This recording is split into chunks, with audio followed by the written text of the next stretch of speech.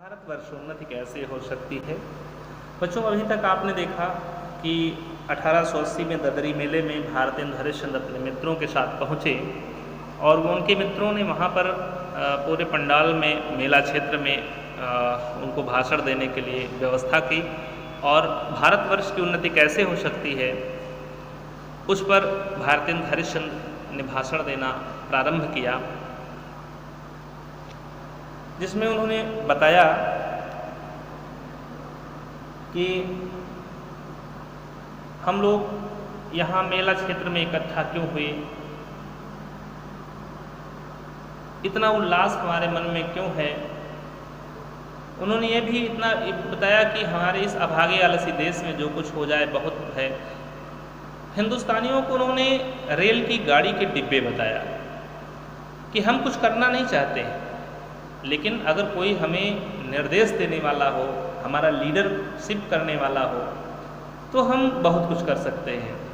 हम हिंदुस्तानी हनुमान जी की तरह से हैं कि वो जैसे हनुमान जी अपना बल पराक्रम भूल गए थे और जब जामवंत ने उन्हें उनका बल पराक्रम याद दिलाया तो वो बहुत बड़ी बड़ी बात कर गए, यहाँ तक कि समुद्र को पूरा लांघ गए, अयोध्या जाकर सीता जी का पता भी लगाया। अब सबसे बड़ी बात है कि ये बल पराक्रम उस समय तो याद दिलाया हनुमान जी को, जामवंत जी ने जिम्मेदारी उठाई। यहाँ हिंदुस्तान में ये जिम्मेदारी आखिर कौन उठाए? तो ये जिम्मेदारी का काम सबसे पहले किसके, राजा महाराजा को था, नवाबों को था, रईसों को या हाकिमों को हुआ करता था। लेकिन इन लोगों को अपने अपने शौक़ से ही फुर्सत नहीं है, तो ये आखिर ये जिम्मेदारी क्यों उठाएं? ठीक है, ब्राह्मणों के जिम्मे यह काम किया गया था, देश में नाना प्रकार की विद्या नीति को फैलाएं। लेकिन सबसे बड़ी समस्या है इन लोगों को निकम्मेपन ने घेर रखा है, इसलिए हम जहाँ थे वहीं हैं और वहीं ही रह गए। हमारे प्राचीन महापुरुषों ने, जिनमें आर्यभट्ट, बारहमिहिर जैसे लोगों ने बांस की नालियों में, देखिए योग्यता कितनी बड़ी है, भारत ने बताने का प्रयास किया कि बांस की नलियों में छोटे छोटे लेंसों को लगाकर उन्होंने ताराग्रह आदि के गतियों को लिख दिया, उनकी दूरियों को बता दिया, जो आज लगभग 16 लाख रुपए की जो विलायत में, विदेश में दूरबीन बन के आती है, जब उससे हम उन गतियों को देखते हैं तो लगभग वो गति बराबर आती है। अब हम किसको हम योग्य माने? उन महापुरुषों को योग्य माने कि आज के वैज्ञानिकों को योग्य माने जो लाखों करोड़ों किताबों के माध्यम से, किताबों में लिखी जानकारियों के माध्यम से बस उसी जानकारी के इर्द गिर्द घूमने का प्रयास कर रहे हैं, कुछ नई चीज़ खोजने का प्रयास नहीं कर पा रहे हैं। यानी हम निरचुंगी की कतवार फेंकने की गाड़ी बन रहे हैं। यानी हम एक गोल गोल, जैसे कोल्हू का बैल होता है, एक गोल गोल चक्कर लगाता है, अगर उसको हल में जोत दिया जाए तो हल की जुताई नहीं कर सकता, यानी खेतों में भी वह वैसे गोल गोल घूमने लगेगा। यानी हम लोग भी ठीक वैसे ही गोल गोल घूम रहे हैं, हम आगे बढ़ने का प्रयास नहीं कर पा रहे हैं। अब आइए आगे। भारतेंदु जी ने कहा कि मुझको मेरे मित्रों ने कहा था कि तुम, यानी मैं इस विषय पर कुछ कहूँ कि हिंदुस्तान की कैसे उन्नति हो सकती है। भारतेंदु जी कहते हैं कि भला इस विषय में पर मैं और क्या कहूँ। भागवत में, श्रीमद् भागवत गीता में एक श्लोक लिखा हुआ है, निर्देहम मध्यम सुलभम सुदुर्लभम प्रभम सुकल्पम गुरुकर्णधारम मयानुकूलेन नभः स्वतेरितम कुआम भवाब्धिम न तरित स आत्महा। अर्थात भगवान कहते हैं कि पहले तो मनुष्य का जन्म ही बड़ा दुर्लभ है, सो आप लोगों को मिला है, और उस पर गुरु की कृपा और उस पर मेरी अनुकूलता, यानी मैं आपको मोटिवेट कर रहा हूँ, आगे बढ़ने के लिए प्रोत्साहित कर रहा हूँ। इतना सामान पाकर भी जो मनुष्य इस संसार सागर के पार न जाए, अपना विकास न करे, अपनी प्रगति न करे, आगे न बढ़ पाए, उसको आत्महंता या आत्महत्यारा कहना चाहिए। यही दशा इस समय हिंदुस्तान की हो रही है। यानी हम सब कुछ जानते हैं, पर सब कुछ जानते हुए भी चुपचाप बैठे हैं, हम आगे बढ़ना नहीं चाहते हैं। अब सबसे बड़ी बात आती है, लोग कहेंगे, अगर इस बात को किसी को कहा जाए बच्चों, तो लोग कहेंगे कि हमको पेट के धंधे के मारे छुट्टी ही नहीं है, हमें पेट की भूख शांत करने के अलावा दूसरा कोई काम सूझता ही नहीं है। तो बाबा हम क्या उन्नति करेंगे? पेट जब हमारा खाली है, भूखे भजन न होए गोपाला, धैलु अपन कंठी माला, ये कहावत है। कि पेट अगर खाली है, भूख लगी हुई है, तो किसी काम में मन नहीं लगेगा, देश का विकास तो बहुत दूर की बात है। वो व्यक्ति कहेगा कि तुम्हारा पेट भरा है इसलिए तुमको दून की सूझ रही है, बड़ी बड़ी बातें सूझ रही हैं। भारतेंद्र जी कहते हैं यह उनका कहना उनकी बहुत बड़ी भूल है। इंग्लैंड का पेट भी कभी यूं ही खाली था, उसने एक हाथ से क्या किया था, एक हाथ से अपना पेट भरा था, दूसरे हाथ से उन्नति के कांटों को साफ किया था। क्या इंग्लैंड में किसान नहीं है, गाड़ी वाले नहीं हैं, गाड़ीवान नहीं है, मजदूर कोचवान नहीं है? सब हैं। यानी हिंदुस्तान में जो लोग किसान, खेत वाले, गाड़ीवान, मजदूर, कोचवान हैं, विदेशों में भी, इंग्लैंड में भी, अमेरिका में भी ये सब लोग पाए जाते हैं। किसी देश में सभी पेट कभी भी भरे हुए नहीं होते, लेकिन जहाँ वे लोग खेत को जोतते बोते हैं वहीं उसके साथ यह भी सोचते हैं कि ऐसी कौन सी नई कल, मशीन या मसाला बनावें जिससे इस खेत में आगे दून अन्न उपजे, दुगना अन्न उपज हो। विलायत में गाड़ी का कोचवान भी, जो गाड़ी चलाता है, ड्राइवर जिसे हम कह सकते हैं, गाड़ी का कोचवान भी अखबार पढ़ता है। हमारे यहाँ क्या करता है, कोई रिक्शे वाले को अखबार पढ़ते हुए आपने देखा है? शायद ही देखा हो। ठीक है, तो अखबार पढ़ते हैं। यानी मालिक जब उतर कर किसी दोस्त के यहाँ गया तो उसी समय कोचवान गद्दी के नीचे से अखबार निकालता है। हमारे यहाँ उतनी देर कोचवान क्या करता है, हुक्का पीता है या फिर गप करता है। ठीक है, गप लड़ाता है। और गप भी कैसी होती है, निकम्मी होती है, किसी काम की नहीं होती।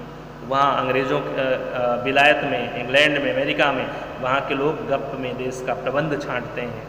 सिद्धांत यह है कि यहाँ लोगों का यह सिद्धांत है कि एक क्षण भी व्यर्थ ना जाए। विदेशों में लोगों का यह मानना है कि एक पल, एक क्षण भी व्यर्थ नहीं होना चाहिए। और उसके विपरीत हमारे यहाँ के लोगों को जितना निकम्मापन हो उतना ही वह बड़ा अमीर समझा जाता है। अगर बेड टी मिल जाए, सोकर उठा और आँख उसकी खुली और उसे बेड पर ही चाय पीने को मिल जाए तो सोचता है कि मैं सबसे बड़ा सौभाग्यशाली हूँ, मुझसे ज़्यादा अमीर, मुझसे ज़्यादा सुखी व्यक्ति और कोई नहीं है। यानी आलस हिंदुस्तान में इतनी बढ़ गई है कि मलुकदास ने एक दोहा ही बना डाला कि अजगर करे न चाकरी, पंछी करे न काम, दास मलुका कह गए सबके दाता राम। हमारे हिंदुस्तान में यही दोहा, यही बात अक्सर लोगों के मुँह से सुनने को हमें मिल जाती है कि अजगर कहीं काम करने जाता है, पंछी कहीं काम करने जाता है। मलुकदास ने कहा था कि जब भगवान ने जन्म दिया है, भगवान ने पैदा किया है, तो वो खिलाएगा ही किसी भी तरीके से, उसे खाने को वो देगा ही देगा। तो वही है कि हमारे यहाँ निकम्मापन है, निकम्मेपन ने घेर रखा है। हम कुछ करना नहीं चाहते हैं। अरे चारों ओर आँख उठाकर देखिए तो बिना काम करने वाले की ही चारों ओर बढ़ती है, रोजगार कहीं कुछ भी नहीं है, चारों ओर दरिद्रता की आग लगी हुई है। किसी ने बहुत ठीक कहा है कि दरिद्र कुटुंबी, देखिए बच्चों, एक बहुत बड़ी बात यहाँ पर भारतेंद्र हरिश्चंद्र ने कहा कि दरिद्र कुटुंबी, दरिद्र परिवार जो होता है, गरीब परिवार जो होता है, वह इस तरह अपनी इज्जत को बचाता फिरता है जैसे लाजवती बहू फटे कपड़ों में अपने अंग को छिपाए जाती है। किसी गरीब के घर अगर कोई अमीर व्यक्ति पहुंच जाता है, कोई बड़ा आदमी पहुंच जाता है, तो वह दौड़ दौड़ कर सबसे पहले क्या होता है, उसके पास जो अच्छी चारपाई होती है पहले बिछाता है, उस पर अच्छा चद्दर डालने का प्रयास करता है। कहीं लोटा या कथरी, आप समझ रहे हैं, गुदरी जिसे कहते हैं, फटी गुदरी इधर उधर पड़ी है तो झट से उसको छुपाने का प्रयास करता है। यानी वह अपनी गरीबी को, अपनी विपन्नता को हर भरसक प्रयास करके उस व्यक्ति से छुपाना चाहता है और अपने अच्छे दिन को, मोदी जी कहा करते हैं अच्छे दिन आने वाले हैं, अच्छे दिन आने वाले हैं, ठीक है, उसी अच्छे दिन को वो दिखाने का प्रयास करता है कि वह भी सुखी है, वह भी अच्छा है। तो वही चीज़ यहाँ पे लिखा कि दरिद्र कुटुंबी, दरिद्र परिवार अपनी इज्जत को इस तरह बचाता फिरता है जैसे लाजवती बहू, कोई लज्जाशील स्त्री फटे हुए कपड़ों में अपने अंग को छिपाए जाती है। वही दशा आजकल हिंदुस्तान की है।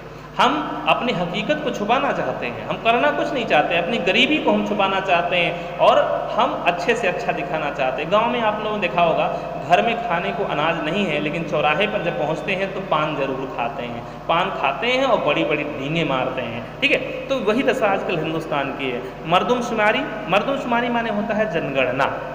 मर्दमशुमारी का रिपोर्ट देखने से स्पष्ट होता है कि मनुष्य दिन दिन यहाँ बढ़ते जाते हैं। जनसंख्या वृद्धि आप देख रहे हैं बढ़ रही है, उसमें जनगणना में आप पुरुषों का अनुपात महिलाओं के अनुपात से ज़्यादा मिल रहा है और रुपया दिन दिन क्या होता है, कमती होता जा रहा है, कम होता। जब पुरुष ज़्यादा बढ़ रहे हैं तो रुपया क्यों कम हो रहा है?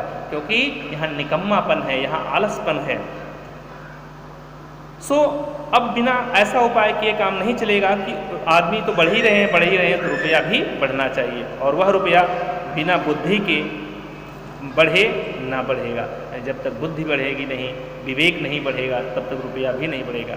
भाइयों, राजाओं महाराजाओं का मुँह मत देखो और यह मत आशा रखो कि पंडित जी कथा में ऐसा कोई उपाय बताएंगे कि देश का रुपया और बुद्धि दोनों एक साथ बढ़ जाएगी।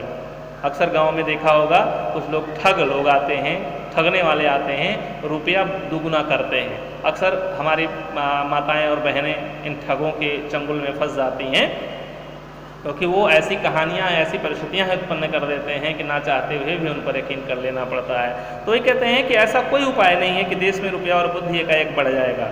तुम आप ही कमर कसो। जब तक आप खुद नहीं मोटिवेट होंगे, खुद नहीं जागृत होंगे, तब तक कुछ नहीं हो सकता है। आप ही कमर कसो, आलस छोड़ो। कब तक अपने को जंगली, हूस, मूर्ख, बोदा, डरपोकना, बेवकूफ़ पुकरवाओगे? यानी कब तक अपने आप को गाली दिलवाओगे? है हिंदुस्तानियों, दौड़ो। इस घोड़दौड़ में जो भी पीछे पड़े, अगर इस घुड़दौड़ में तुम पीछे पड़ गए, इस विकास की दौड़ में पीछे पड़ गए, इस आगे बढ़ने की होड़ में पीछे पड़ गए, तो फिर कहीं ठिकाना नहीं है। क्योंकि फिर कब राम जनकपुर आई हैं, यानी अब की बार पीछे पड़े तो फिर रसातल में पहुंचोगे, आगे कभी नहीं बढ़ पाओगे। ठीक है, तुम्हारा विकास कहीं नहीं हो पाएगा, कुछ हो नहीं हो पाएगा। तो यहाँ पर एक पंक्ति लिखी है, फिर कब राम जनकपुर आई हैं। आप जानते हैं राम जनकपुर में कोई बता सकता है कितनी बार गए थे? एक बार गए।